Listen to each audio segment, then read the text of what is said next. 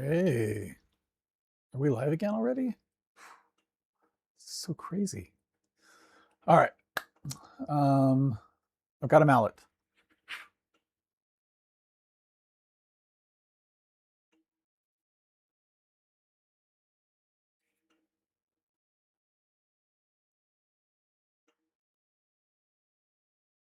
And I want to finish it.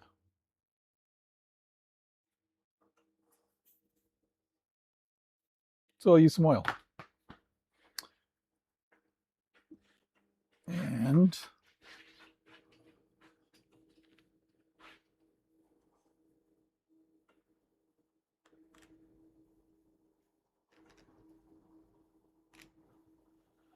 let me get some gloves on.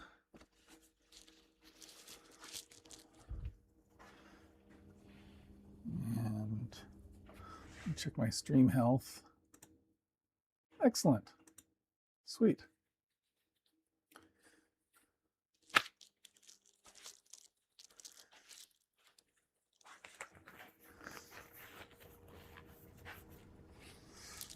And I think this one is stirred, not shaken. So let me make sure. Read the old instructions. Oh, shake well and stir thoroughly. Okay. Oops.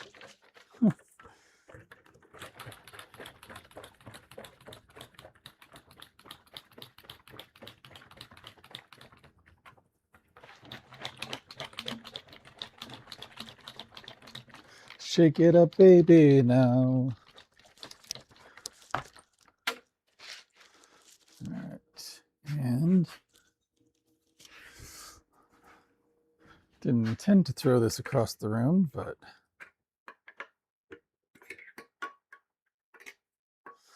I just got some cardboard here protecting my router table down below.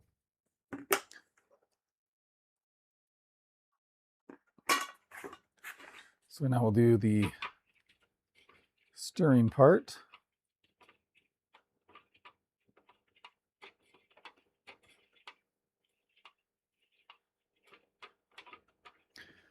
That should be good enough.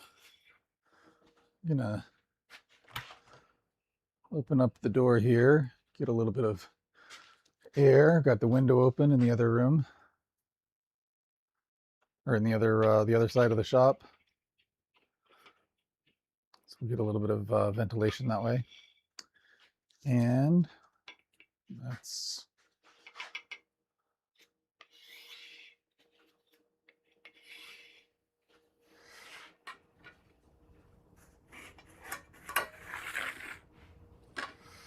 all right.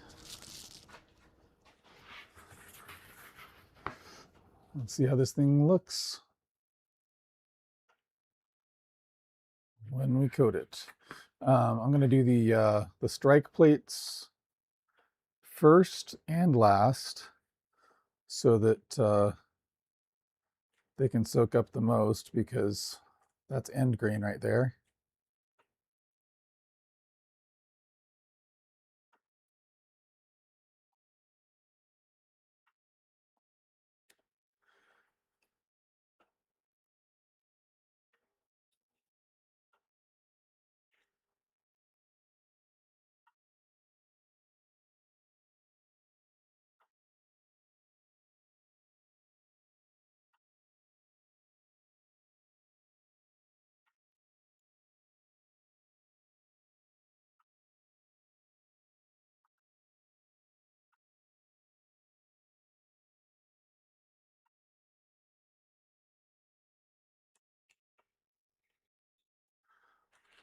Made this out of maple.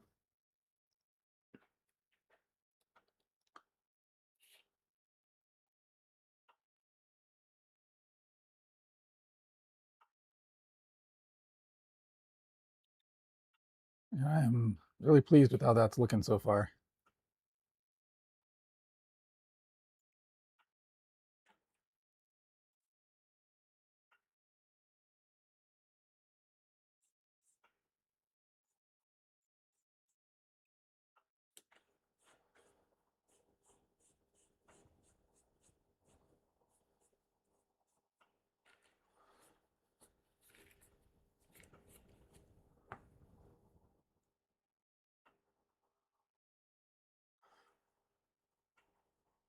I'm just applying a penetrating oil.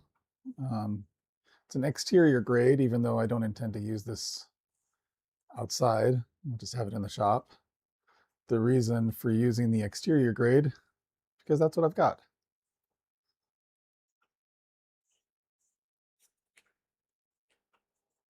And like I said, I'm going to continue to apply on the end grain. That is really soaking it up.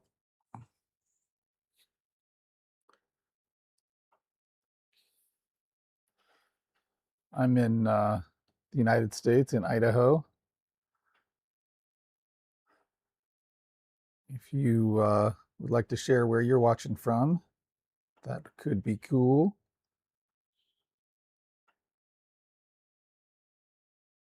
I always like to know where people are at. I'm kind of a fan of geography.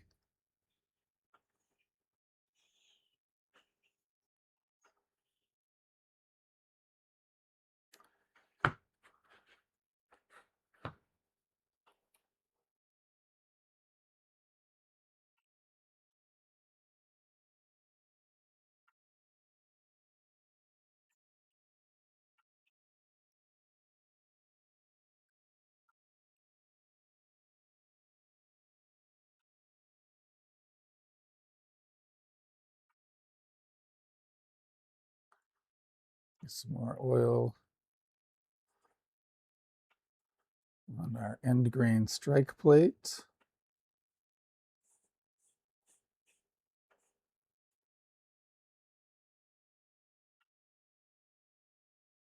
Oh, that's maybe a little bit more oil than I was intending.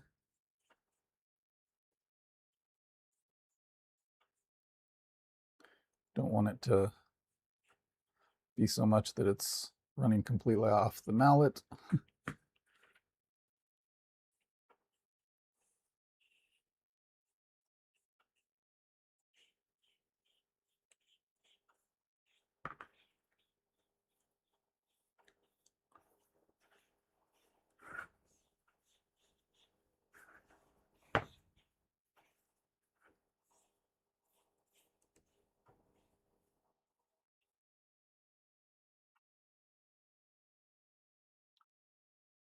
But yeah, this is looking actually a lot better than I anticipated. I didn't think it would change colors quite this dramatically.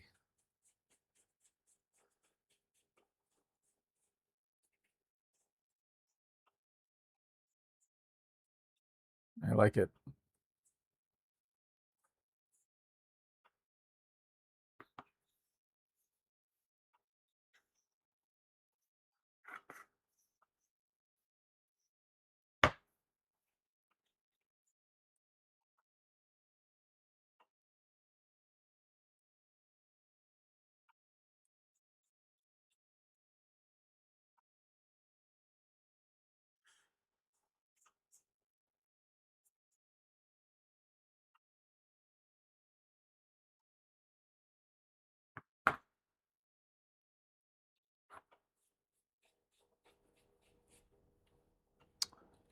All right. I'm just gonna set it there. And as I mentioned earlier, this is hard maple. I got this from, let's see, I'll just set it on here instead. I got this from someone who was just getting rid of some maple wood. And they cut down a tree, or at least some branches. I don't even remember now.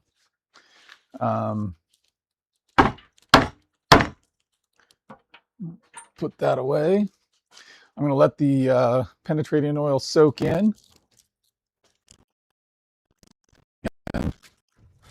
And I'll wipe it dry here in a little bit.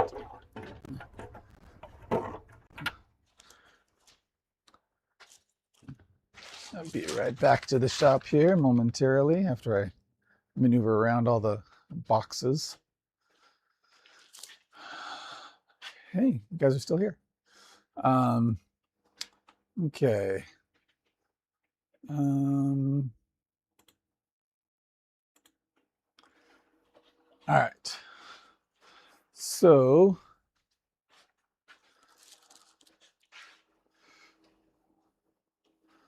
this is the mallet.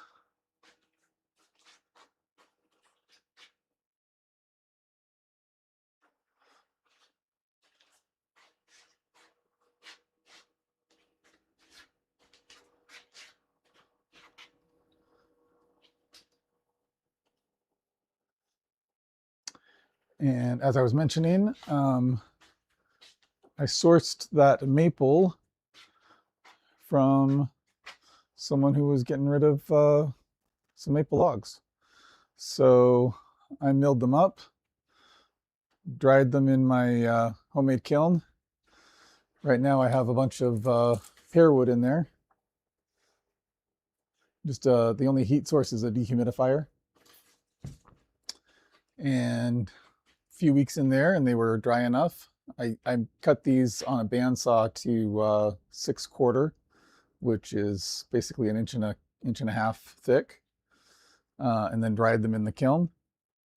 And now I've just got a bunch of maple wood to work with.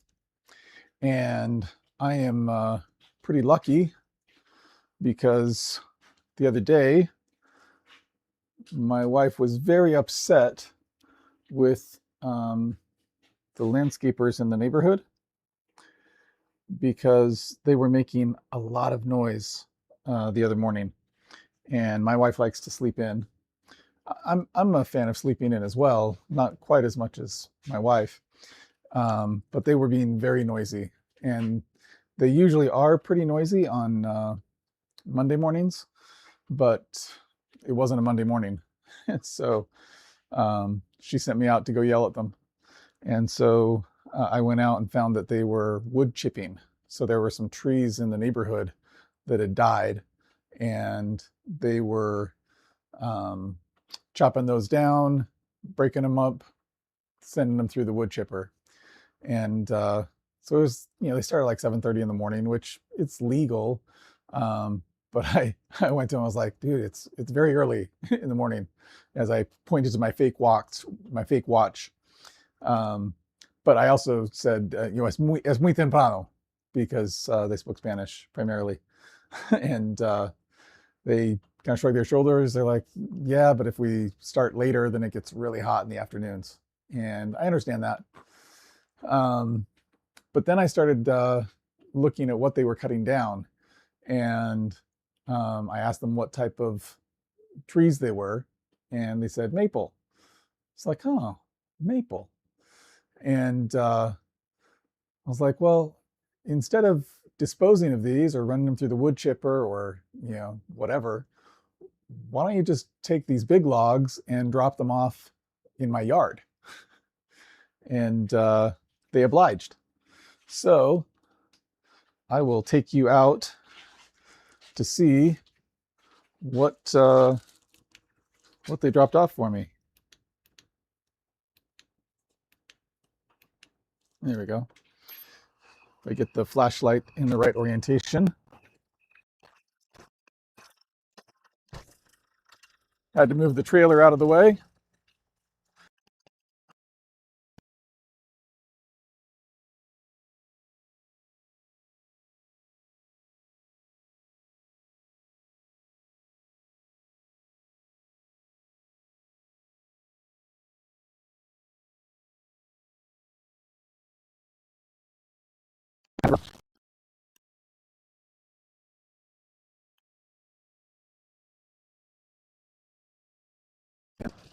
These are ones.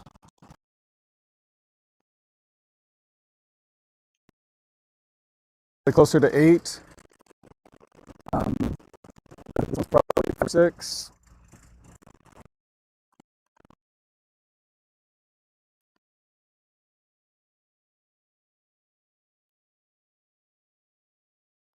11 inches. This one's more than a foot. So yeah, I got a fair amount of maple.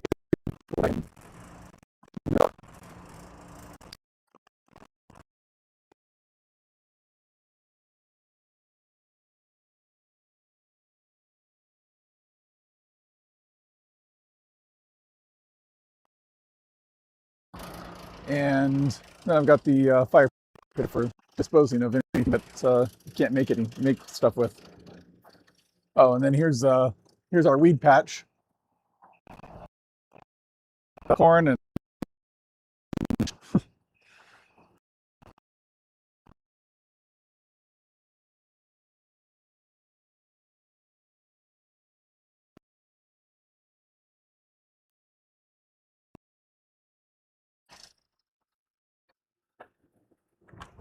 so anyway, I'm pretty pleased with the acquisition of those maple logs.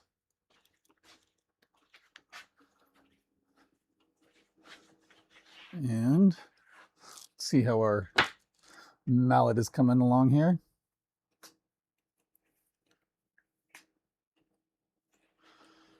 It's soaking in that oil. Whoa, hasn't soaked it all in yet. And I should have retracted more of the tripod here as I try to show you how it's coming along. I'm a big fan of the figure in this maple wood. Can you guys see what that looks like? Oh, that's pretty cool.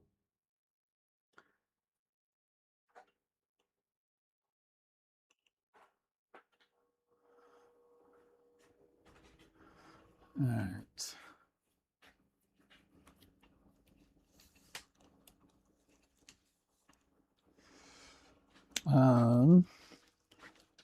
So how I made it was cutting up one of these planks over here.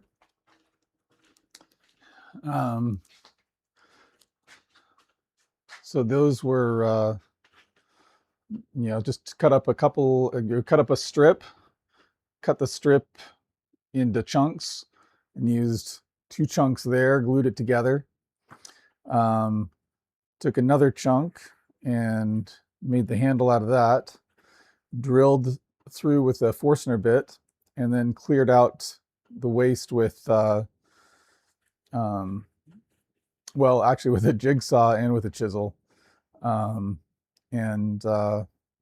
Yeah, glued it together, wedged it, and it is what it is now.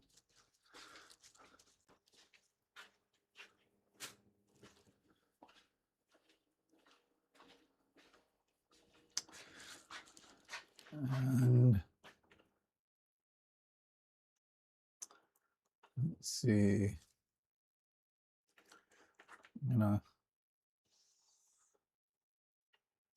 No need to let the oil in the brush go to waste, right? That handle was looking pretty dry.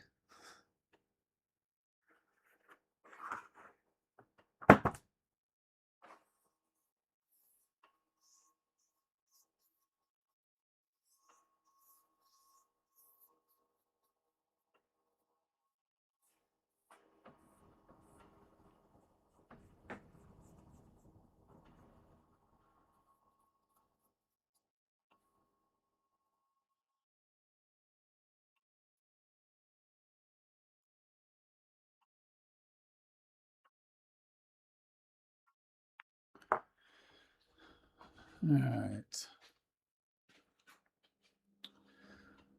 Oh, why is my tracking camera tracking all the way over there? Hey, how's it going, people?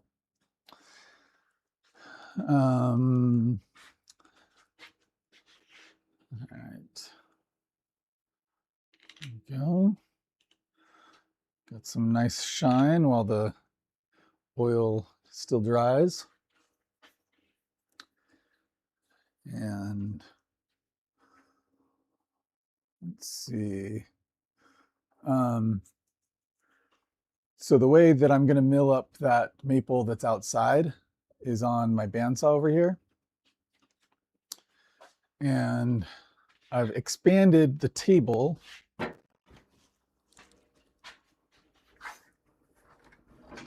in what I think is a pretty cool way.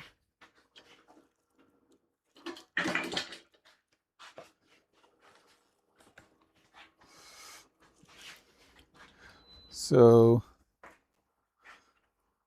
the original table is obviously the metal right there. So I took some angle iron and let me remove the clamps and fence here, the makeshift fence.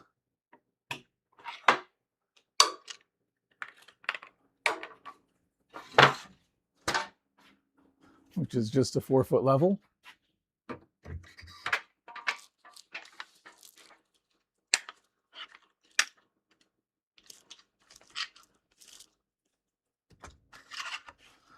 Put those clamps away. Don't usually use those clamps for it.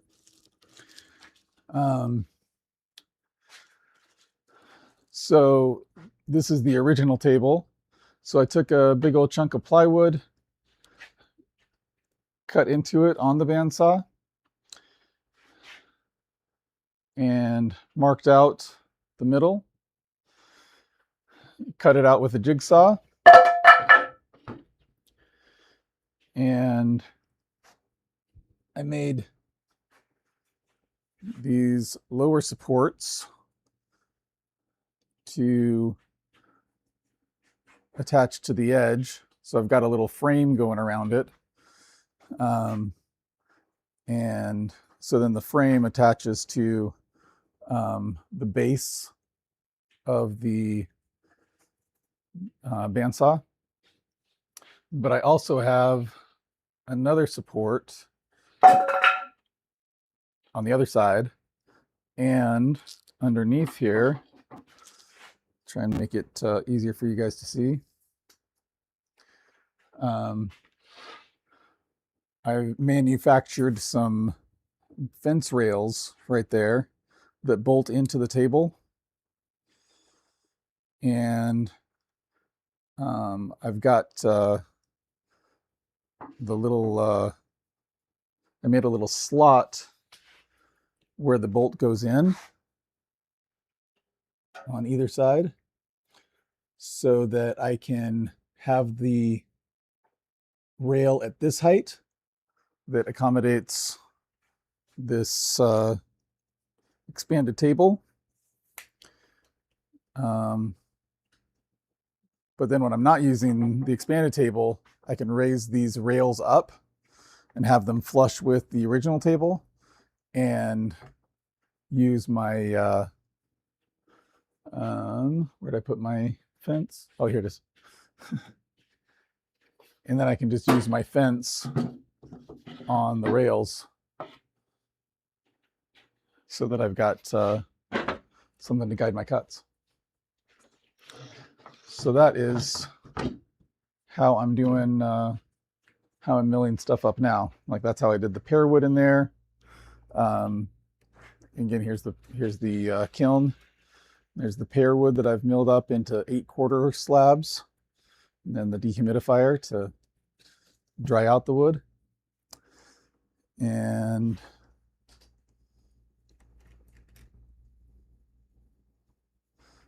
then here's my supports underneath. Oh, looks like there's some chat. I'll get this reset and then I'll come and check in on the chat. Sorry to keep you waiting.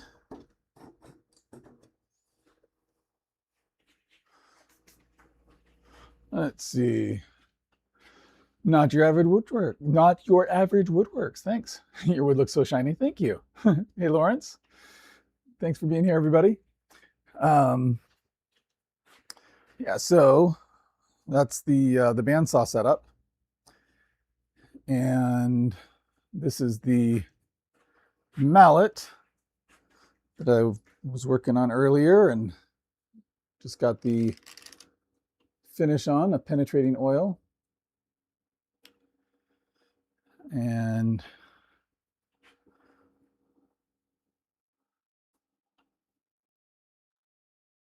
you can get a little bit better feel, and it is still a little bit shiny, but I will be wiping some of that shine off here in just a couple minutes. So I was mentioning the pear wood that I milled up that's in the kiln right now.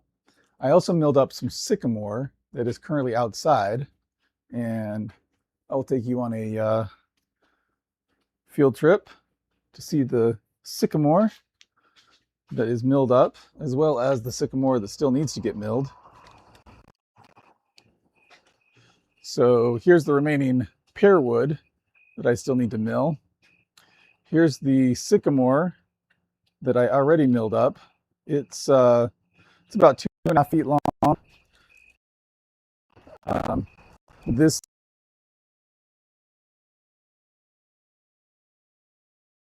kilometer. And then I've got a bunch more sycamore that still needs to get.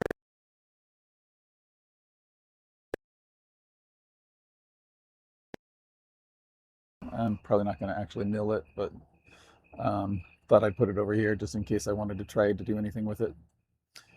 So I've got 1, 2, 3, 4, 5, 6. Yeah, 1, 5, 6, 7. Well, I guess if we call this thin one a log, I've got 8. And they range in size. Some of them are well more than a foot in diameter, which is a little bit difficult with the bandsaw because my maximum resaw capacity is 1 foot. So I'll have to be a little bit creative there. And these ones are also more than a foot in diameter. But they're also a lot shorter, so can probably be a little bit more creative here without too much trouble.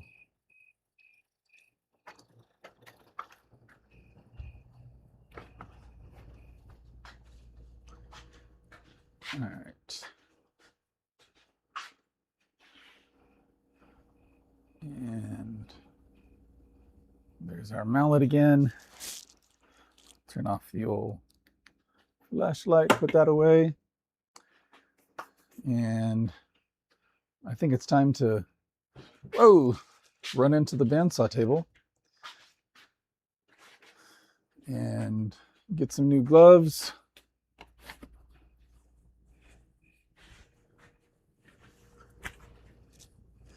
And find a clean rag.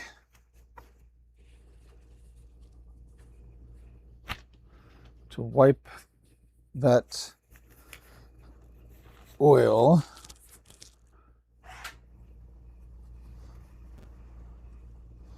So clean rag.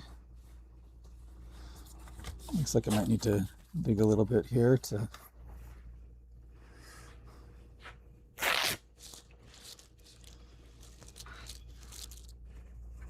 okay.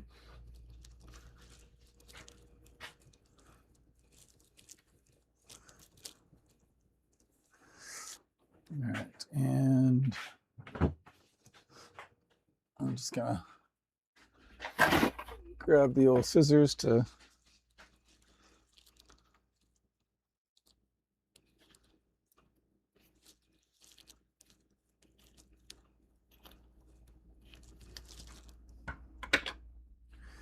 get a cut started in that direction, and that should be enough. All right.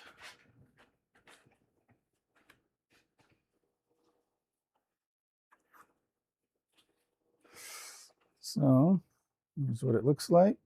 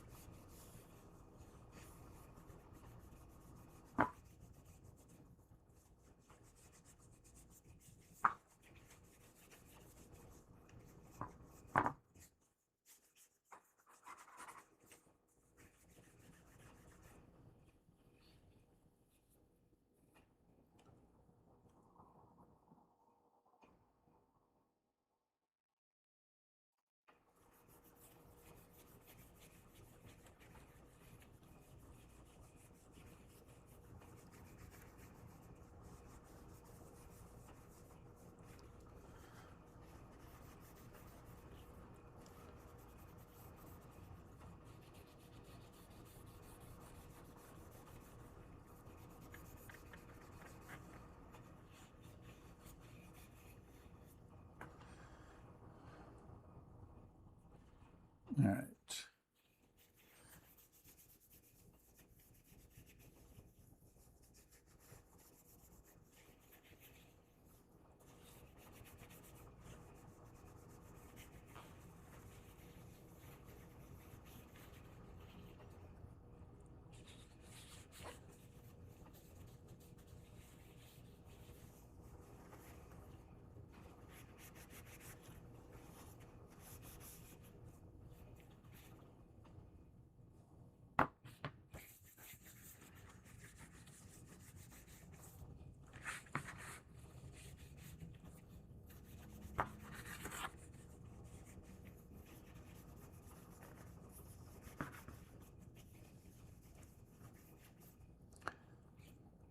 All right. So apparently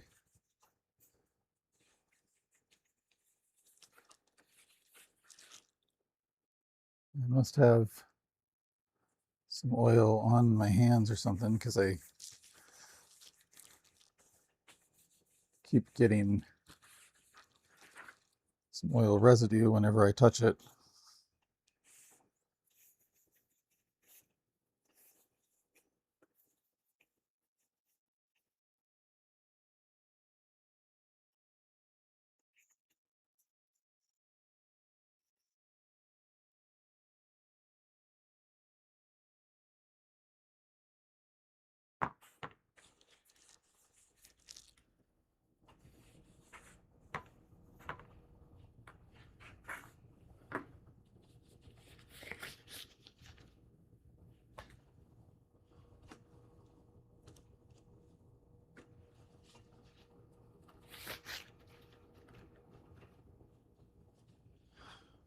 All right.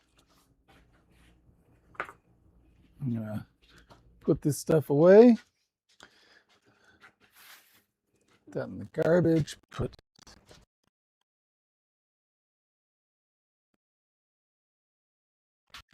the other stirring sticks.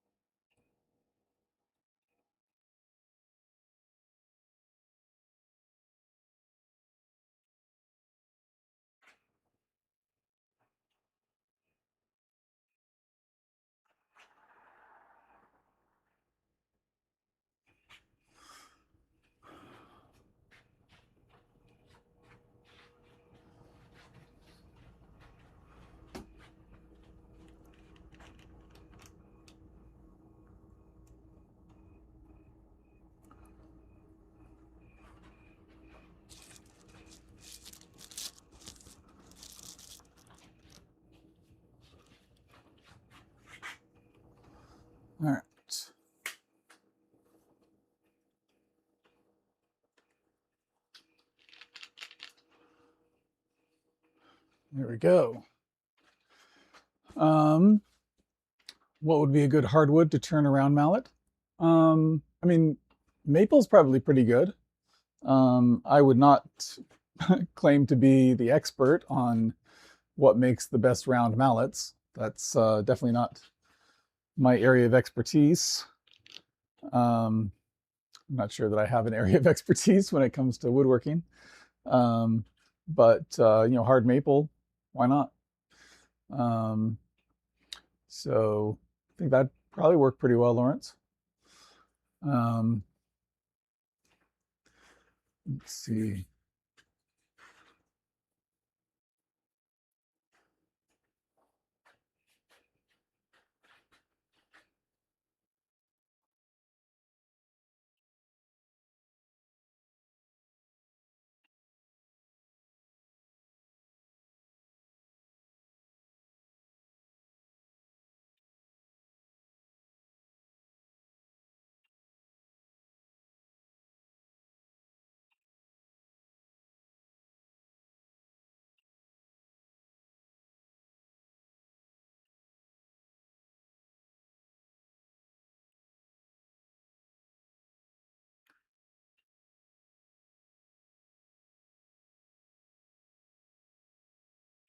So I'm pretty pleased.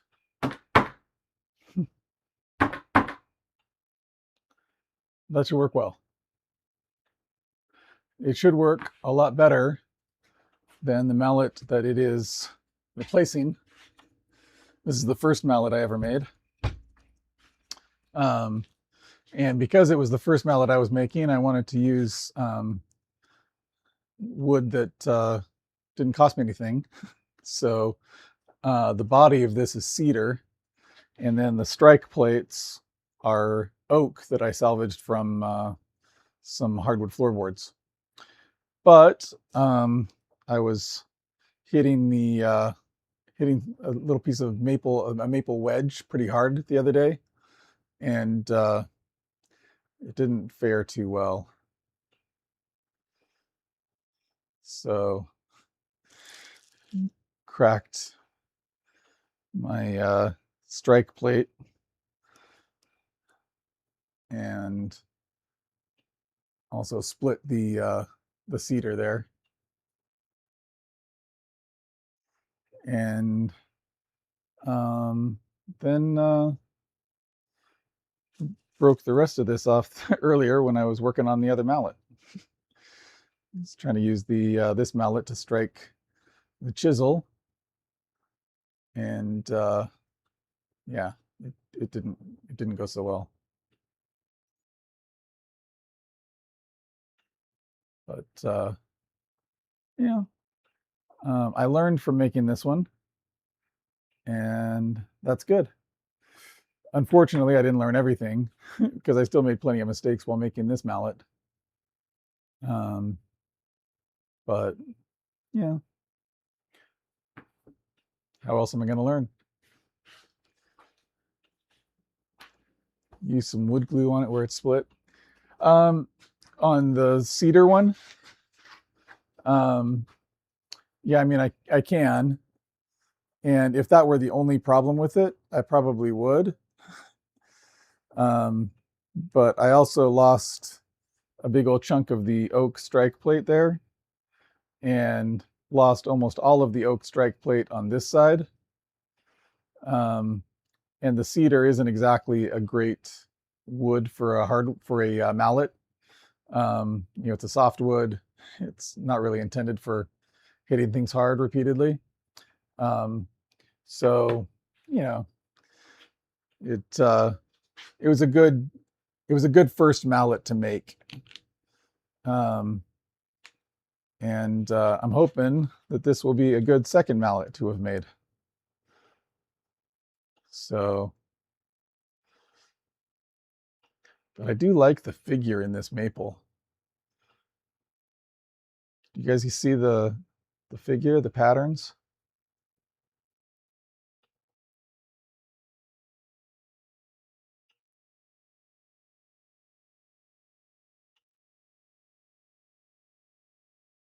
I mean, I could kind of see it before putting the finish on, but it's really coming out now that the finish has been applied.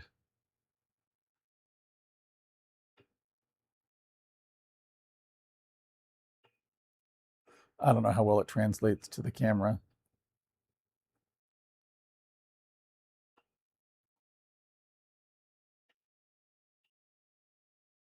But I like it. Okay, gotcha. Very nice. Oh, thanks, Lawrence. Appreciate that. Thank you, everyone, for being here. If you haven't already, go ahead and hit the like button. Subscribe if you would like to see more from the shop here. If you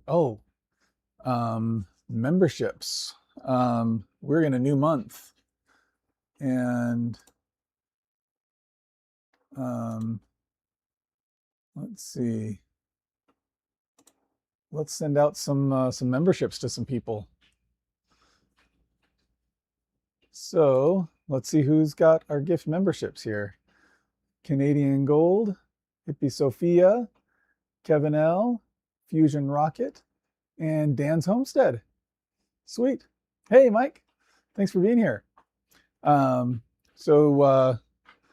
you may be able to see, just did a penetrating oil finish on the mallet that I was working on earlier today.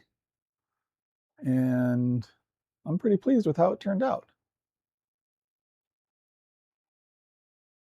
Not perfect, but it just gives me reason to keep practicing, right?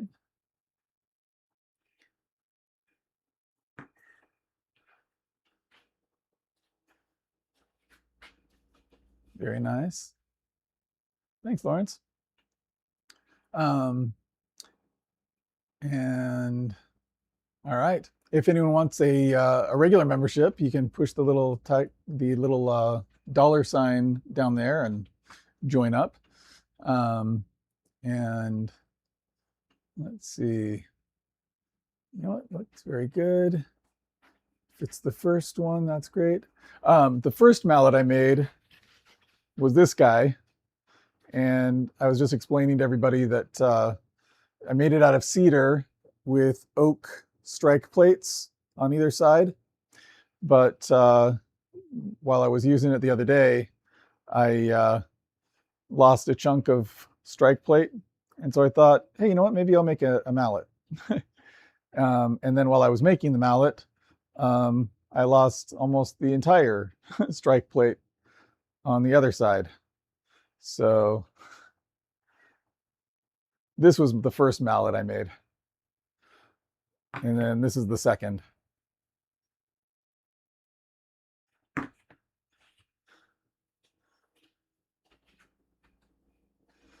And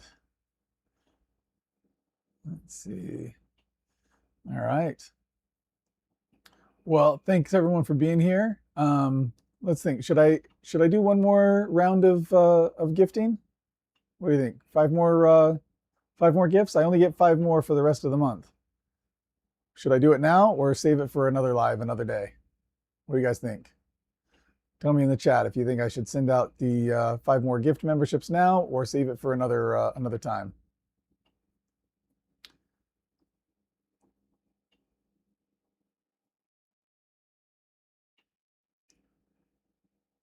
Contest.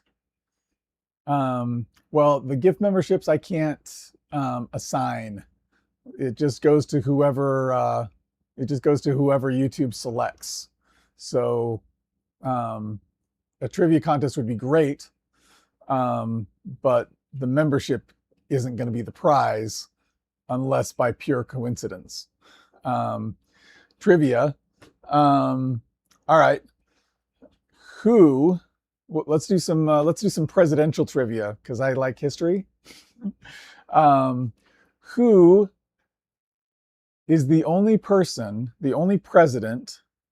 to ever win both the popular vote and the electoral college, but lose the election? What do you guys think?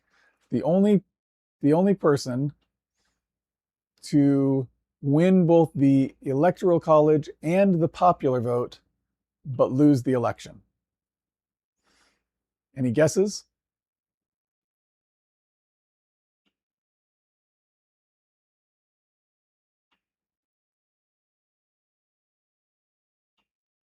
Does anyone already know, or is everyone just Googling it?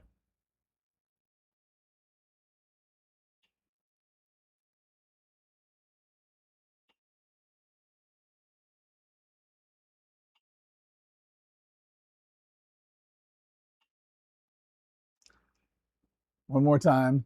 The only person to win the Electoral College and the popular vote, but lose the election. And I'll give you a hint. He did actually become president in the next election. You have no idea? You did Google it? You want to tell him who it is then, Mike? Take all the glory?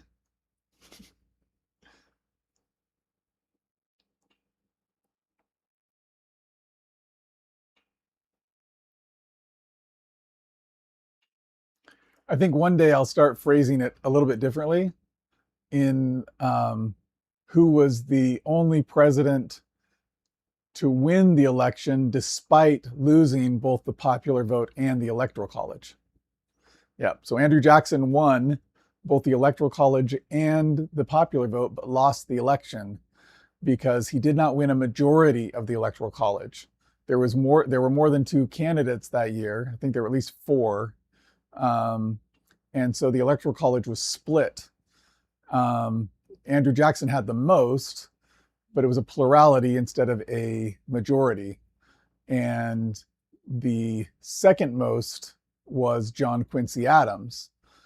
But the election went to the House of Representatives. House of Representatives preferred John Quincy Adams, and so they selected him over Andrew Jackson. Andrew Jackson said it was a conspiracy. It was a shady deal and a shady backroom deal, because the third place candidate had thrown his support to Adams. So he's like, oh, this is garbage. And so that was in the election of 1824. And then John Quincy Adams only served that one term. Andrew Jackson won in 1828, both the popular vote and the Electoral College, this time getting a majority in the Electoral College. And so he won the election and served 2 terms as president. About 40 years ago, I knew that, but not anymore. Yeah.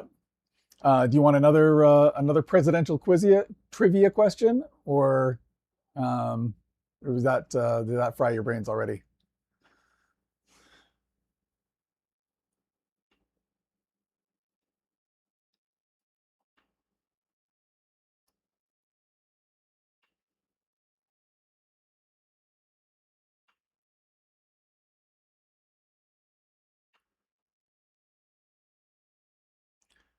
What do you guys think? Another trivia question, or no? You just want to be done. No more presidential history, no more presidential trivia, no more. Can't handle it. I was watching a video with my daughter last night as she was getting ready for bed. And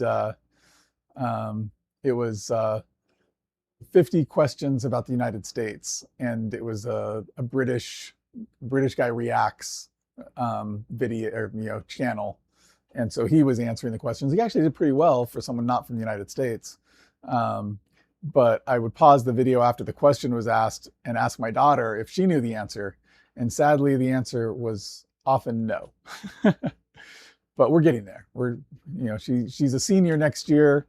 And so I'm like, okay, you need to learn American government before you get to your senior year so that you understand it when you get to the class.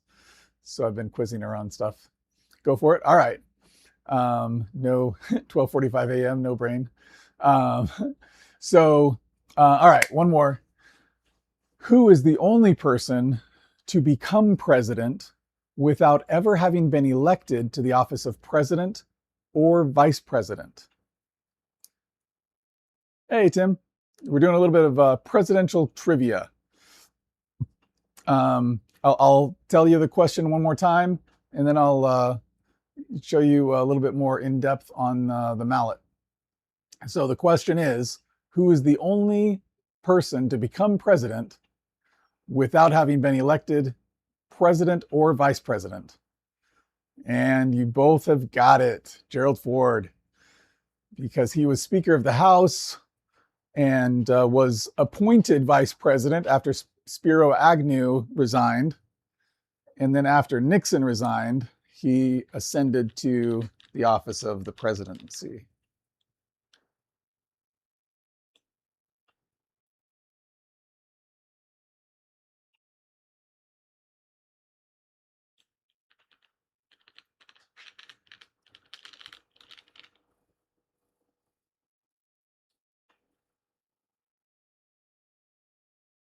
All right. Yay, Tim. Or hey, Tim. Yeah. Let's see. Before Washington being our first real president, they had a president every few months. Was that under the Articles of Confederation? I remember reading somewhere in some trivia book, they said that the first president of the United States, obviously not under the Constitution, but that the first president of the United States was John Hancock. And I don't remember what the theory was on that, but I don't know the Articles of Confederation had a president per se, but I think John Hancock may have been, kind of president of the, maybe not president, but I think he was kind of directing the Continental Congress when they signed the Declaration of Independence, and that may be part of why his signature was so big. But I could be wrong. I don't remember for sure. Let's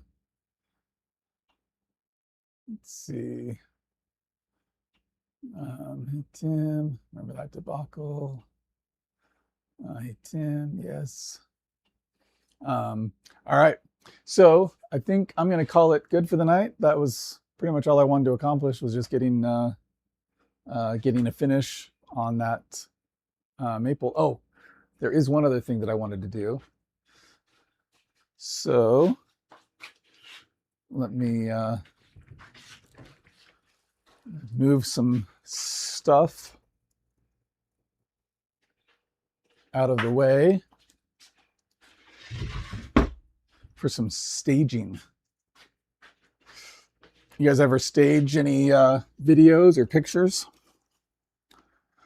I'm trying to get better at this kind of thing. So these are just some old white shelves that I got from my brother that he was not using or wanting anymore.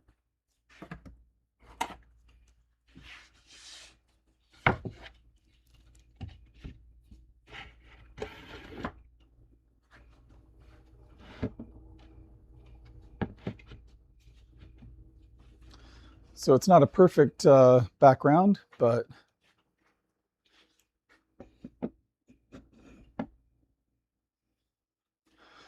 all right.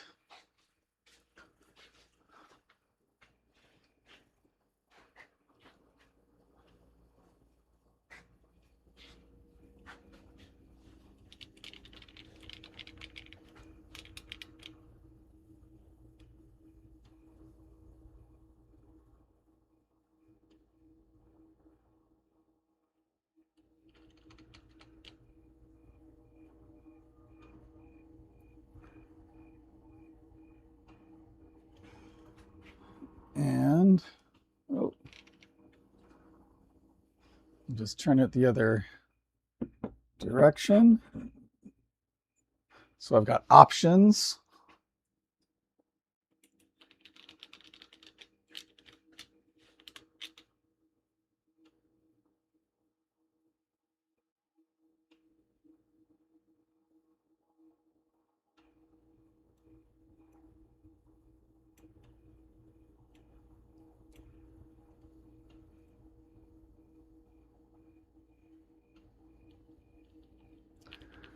All right. that's pretty much all I wanted to do.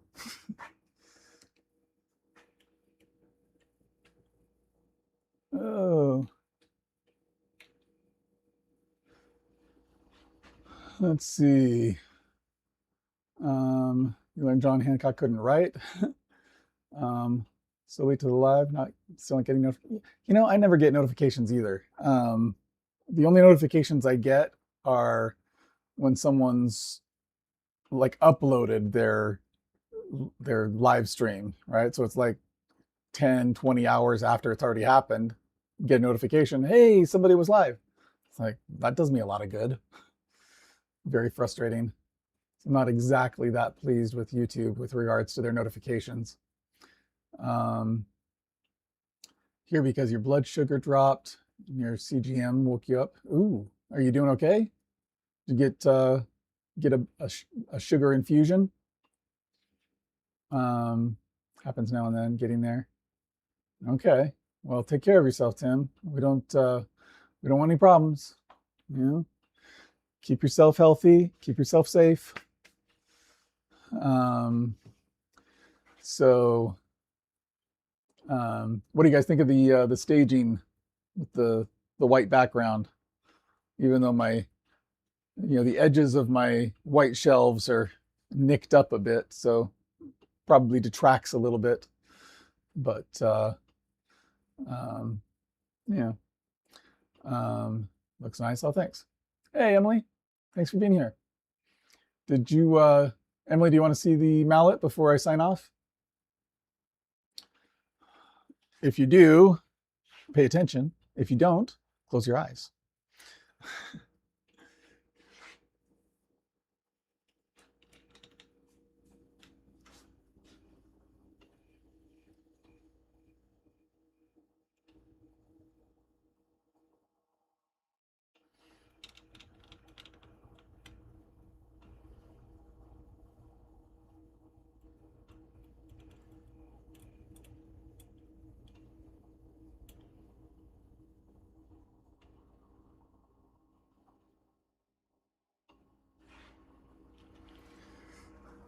What do you think, Emily?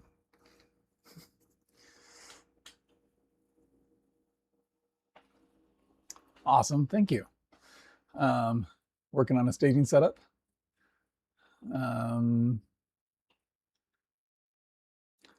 Need better lighting. Yeah, I've added a lot of lighting, and I still don't think it's sufficient. Maybe it's the type of lighting, because it's all just generic LED lighting. It's not really intended for staging or videography or anything. So I've got these lights that I put in above the workbench. I did not put those in for the YouTubing. I put those in before I even knew I was going to have a channel, just so that I'd have better light for my work surface. But these lights I put in after I started the channel. So got 1, 2, 3, 4 4-foot LED lights up there that help a lot. But I still don't get the coverage that I would like to have. So, yeah. Okay.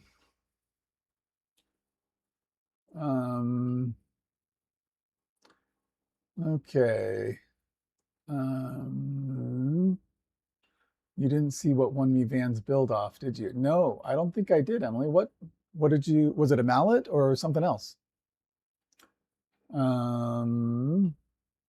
Low test, low law. I usually use a dark background, lighter color of wood, really shows up. Yeah, I've tried using a wooden background, but a lot of times whatever it is that I'm trying to showcase is made of wood that is often very similar to the shade of wood that I was using as a background. And so it doesn't really add any contrast. It just blends in and makes it hard to see the detail in the workpiece. So when I realized I had these white, shelves, it's like, oh, that could work. That could work for staging. So if you look back at several of my past videos, you'll notice, the white background being for the staging. Tim says, I did not M. Congratulations. You'll email it to Tim. Okay. Just got a set of 2 that I like. Jackie now wants them in her sewing room. Of lighting, are you saying, Mike? And is she taking yours, or she's just wants 2 more for her sewing room? If she's taking yours, it's kind of a jerk move,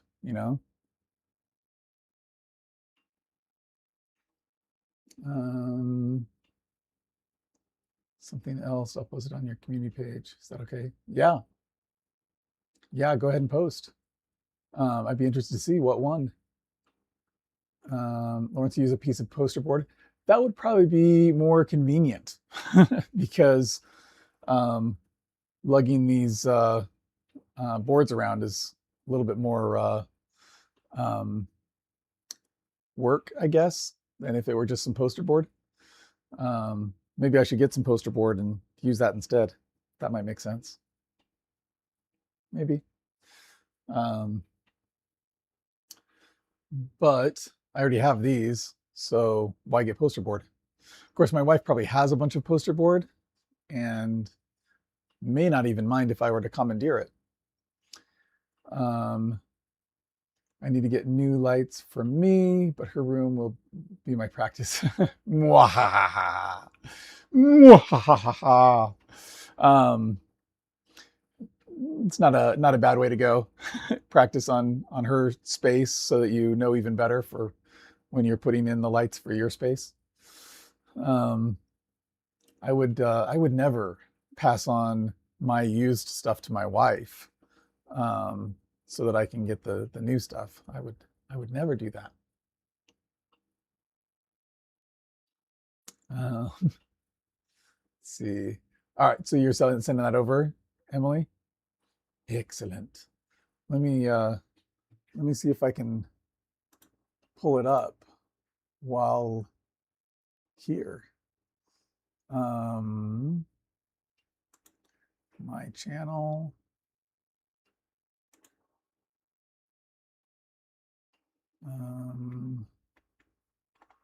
Let's see, posts.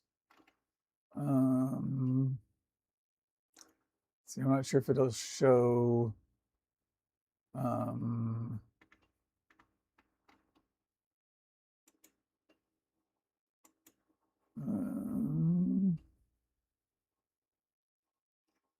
Community. Let's see if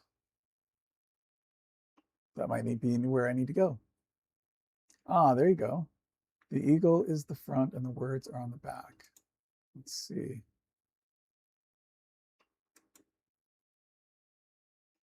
Cool. Eagle's prayer. Call on the roaring spirit of eagle.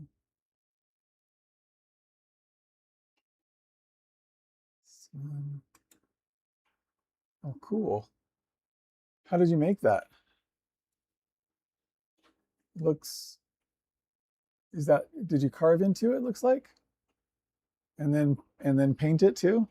Here, let me zoom in on it for anyone who's not able to check it out.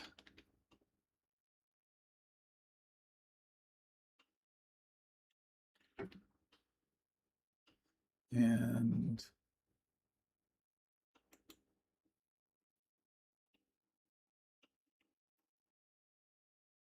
nice work.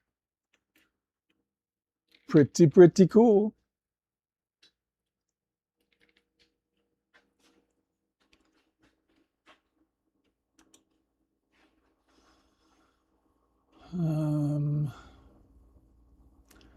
I walked in with the new lights in the box. She said, "Oh, for me?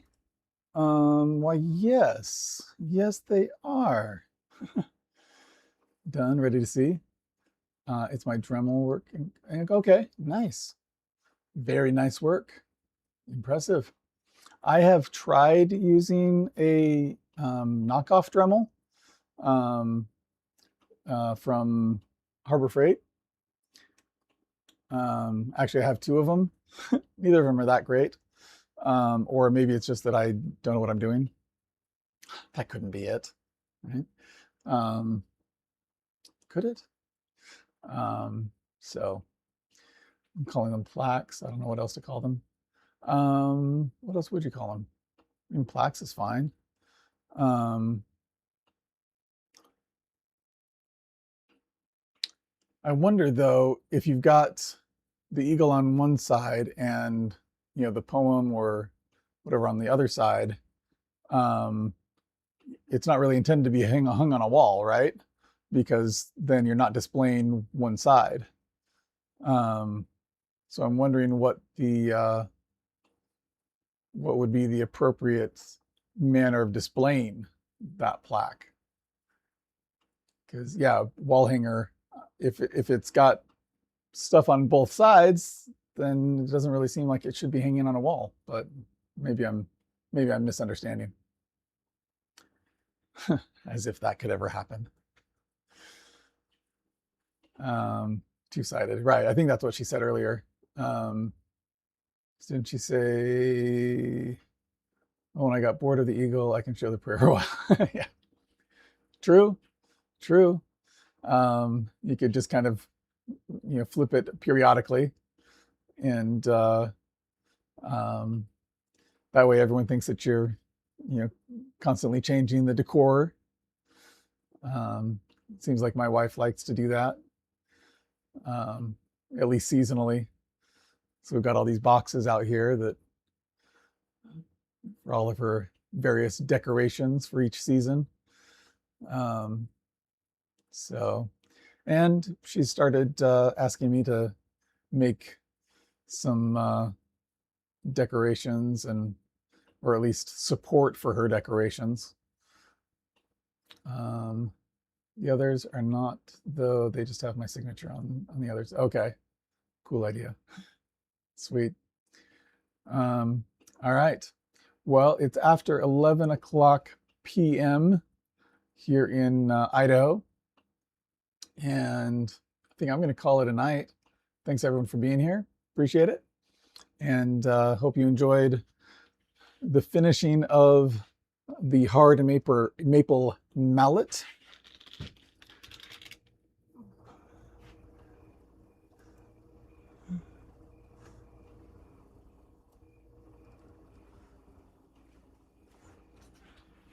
And we'll catch y'all next time. And oh, one other thing here is